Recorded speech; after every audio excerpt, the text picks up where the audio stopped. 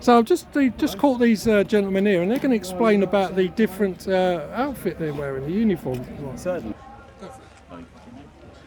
So we're from SSTK Living History Group. We are a unit that portrays various units of the Waffen-SS from 1941 to 1945. Today we're portraying a very early unit. You don't see very many of these. We are portraying the Dritte SS Totenkopf-Division. You're good with your language. Gotta have your good Japanese. That's the 3rd SS Totenkopf Division in the summer of 1941, at the height of the German advances in Operation Barbarossa. So to set the scene, you know, Western Europe's fallen. Britain at this point is practically standing alone, and the German army, after having its plans for the invasion of Britain thwarted, is now heading eastwards. In that advance were a number of new formations, among them the newly reformed Dritte SS Totenkopf Division.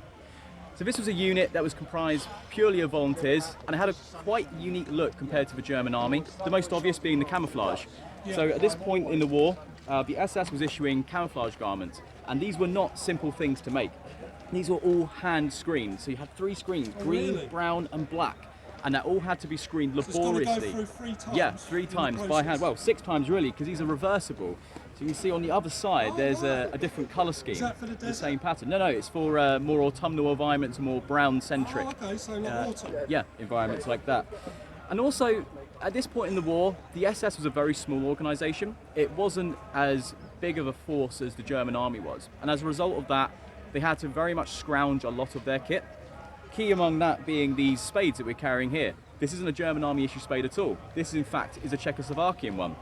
So where the army was very much unhelpful in supplying the SS at this period, they had to scrounge whatever they could get from other European stocks. So things like Czechoslovakian shovels and later on even Czechoslovakian rifles would be showing up in large numbers with this unit. The history of it itself, this was a unit that suffered exceptionally high casualties on the Eastern Front.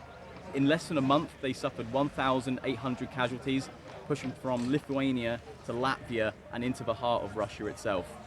They'd stay on the front line until October 1942, at which point 80% of all their combat formations were completely decimated. Wow, 80%? 80%. There was a report by the battalion's staff medical officer of the entire division, who, when he assessed everybody at the end of the campaign in October 1942, he reckoned that only about 5 to 10% of everyone left in the division was still fit for further military service. Not after rest and refit, we're talking at all, full stop.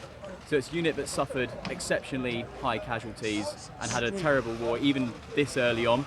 There's a common myth that the German army kicked in the door of Russia and, just had a field day effectively and suffered, no resistance, but it couldn't be further from the truth. The Soviets fought gallantly and the Germans fought exceptionally hard to achieve their goals, and they paid a very high price for that.